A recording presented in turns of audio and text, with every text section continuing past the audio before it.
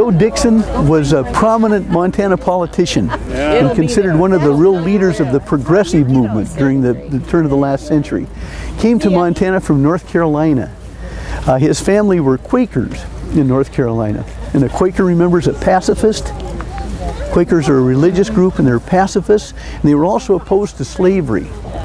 And so Dixon's family helped get the black slaves who were escaping from slavery before the Civil War in what was called the Underground Railroad. Out of the north, or out of the south, and up across the Ohio River. Well, slaves were valuable property. So other Southerners didn't think too much of someone that was helping steal their property as they looked at it and getting it out of the country. So they were pretty controversial. They were never convicted of being on the Underground Railroad, but they were pretty well suspected of being involved with it. And they sympathized with the North during the Civil War. Who was the president of the North during the Civil War? Grant. Abraham Lincoln. Abraham Lincoln. And what was his political party? Republican.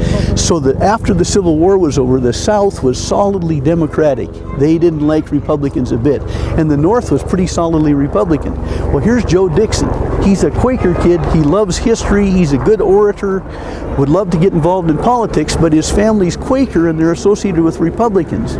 Not a chance in the world he'd ever get elected in anything in North Carolina. Well, he's got a cousin by the name of Frank Woody, who's buried right over there. Who just got elected mayor of Missoula, Missoula, Montana. And he thinks, where the heck's Missoula, Montana? Well, might be a pretty interesting place for opportunity for a young guy going west. I don't really have a future here in North Carolina, and my cousin just got elected mayor up there. So he came up to Montana and studied law in Woody's office. Woody was a lawyer. And he arrived here in 1891. 1892 he passed the bar examination. This is Joe Dixon. 1893 becomes deputy county attorney. 1894 he's elected county attorney. Wow. Just like that. I mean, heck, he wasn't even 30 years old. And he was a really good public speaker and really effective before juries. So he made a lot of money early on as a lawyer. I mean, just rose up like a meteor. And he bought the Missoulian in 1900 and had a fair amount of other property. He was a shrewd investor, was elected to the state legislature in 1900, served 1 2-year term there, and immediately went into Congress. So he'd been in Montana for 10 years, came out here to become involved in politics back in Washington, D.C. 10 years later. Which is what he wanted. That's exactly what he wanted. He was very goal-oriented, obviously, and so he was pretty successful as a congressman. He was played a key role in establishing Glacier Park, and he also was associated with the white settlement of Indian reservations. And that was kind of controversial, especially with the Native American people. The white people in western Montana saw the advantage of settling on the Flathead Reservation as a real advantage to them, but it remains controversial to this day. And the U.S. Senator, one of the 2 U.S. Senators at the time was W.A. Clark, the Copper King. Okay. He's a Democratic U.S. Senator. Well, Clark, as an example, just hated the idea of Glacier Park. I mean, why would you? We could mine that country up there. We could log it. Why would you want to make a park out of it and lock it all up? And so Dixon supported that kind of thing, and he supported conservation generally. Was just a hero worshiper of Theodore Roosevelt, who was president at the time, and he was a conservation president. And so Dixon managed to replace Clark in the U.S. Senate in 1906, and he remained in the U.S. Senate for a full 6-year term. And then in 1912, when Roosevelt, having left office, Theodore Roosevelt left office, came back to run again in 1912 and couldn't get the Republican nomination from William Howard Taft. Roosevelt won all the primaries, but Taft controlled the party machinery and he couldn't get the nomination. Roosevelt couldn't get the nomination. So Roosevelt decided, well, I should have been the nominee because I won all the primaries. So he left the Republican Party and formed the Progressive Party. And Joe Dixon left with him and became the national chairman of the Progressive Party. Well, now the Republican Party's divided between the Taft wing, the regular Republicans, the elephant Republicans, the progressive wing, the bull moose Republicans, and the Democrats, with their emblem, the donkey. And the result was that the Democrats benefited from the split, and they won the elections nationwide, most of them. And Woodrow Wilson was elected president, and Dixon was defeated for the U.S. Senate. So he was out of public office, but he continued to own the Missoulian, and it was the only major paper in the state, other than the Great Falls Tribune. The Anaconda Company didn't really own it, but they heavily influenced it, and they owned and influenced the other dailies in the state except for the Missoulian. So Dixon editorialized very independently, and one of the things he thought should happen in Montana was that the mining industry should pay taxes. Can you imagine anything more radical than that? I mean, the idea was in our state constitution that the mining industry shouldn't pay taxes. William Andrews Clark was the president of the Constitutional Convention that made sure it said what it said.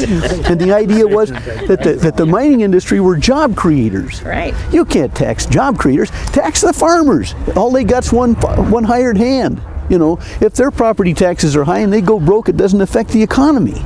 But you can't tax the mining industry. I mean, that's where all the jobs are created. Sound familiar? It does sound familiar. And so, anyway, Dixon thought, maybe those guys ought to pay taxes on their gross proceeds rather than their net proceeds, because they could always make their books appear as though they hadn't really made any net profit. Yeah. But if we knew how much the value generally of the ore that was taken out of the ground was, and we could come up with a pretty close estimate of what their gross was. Well, they said, gosh, what if we're losing money? Dixon said, you're never losing money. It was an incredibly profitable business. The whole world needed copper wire at that point in time. There was no end to the market for copper. And the prices were generally good during that whole era. So anyway, the Dixon editorialized that way in the Missoulian, and in 1920 he ran for governor. Well, the Anaconda Company thought he is the last guy we want to have elected governor, but he was running as a Republican again, and it was a three-way split. And the company's candidate for governor was a guy by the name of Henry Wilson, who I believe had never held office before. He was just a good old cowpoke, common sense guy, just a perfect guy to be governor of Montana. Just good common horse sense, not the least bit radical like that Joe Dixon who shut down every mine in Montana and didn't care about it, just because he was tax happy and that sort of thing. Well, in the three-way split, Dixon won the Republican nomination. And in the same primary election, a very radical liberal won the Democratic nomination. By the name of Burton K. Wheeler, who went on to hold other office later on, but that was during a radical phase in his life, and he went by the nickname Bolshevik Bert. Well, the company thought, golly, you can't get a piece of onion skin paper to the left of Wheeler, and well, Dixon's a dangerous reformer, at least he's an intelligent guy. And so, given this horrible choice, they supported Dixon. Well, Dixon didn't reciprocate after the election was over. He decided still they needed to pay taxes. And so he tried in both sessions of the legislature of his term in office, 1921 and 1923, to get the legislature to pass some kind of a reasonable tax on mining. The company had enormous power in the legislature, and they just wouldn't let those bills pass. And so in 1924, Dixon got the metal mines tax on an initiative, so the people could vote for it directly on the ballot.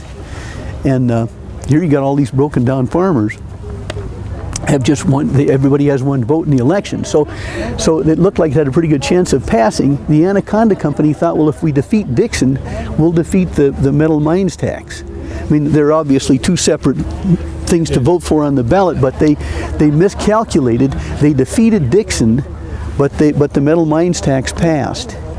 And one of the issues, there were two things in that election that are kind of significant. One of them was their candidate was a guy named Honest John Erickson, carbon copy of Henry Wilson, I mean, he never had any record in the legislature. He'd been a district judge. He was a Scandinavian.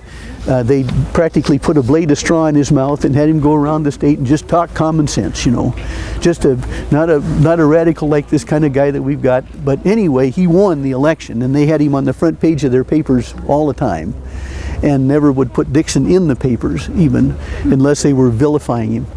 And so Dixon went down fighting for a cause, and he never held public office again. And I think if you compare him to modern day politicians who've got to take a poll before they scratch their nose, and you see what a chance he took when he didn't have to take it. I mean, he was a kind of a guy who probably could have been reelected governor of Montana, and none of us would have ever heard of him or cared about him, would have even known that he lived before. But because they got the metal mines tax passed, it was important actually to the running of state government, especially education, for decades afterwards. And so he went down swinging for what he believed. Kind of a pretty good example of a fighting Quaker, don't you think? Yeah. But anyway, and then kind of a sad way that his life ended too. He had made a significant fortune and lost much of it during the stock market crash in 1929 and the depression that followed. And he died essentially broke in 1934. And he's buried right there. Okay. All right. Yeah, a great man, I think. Yeah, interesting. Yeah. Thank you so You much. bet. Thank you. Thank you.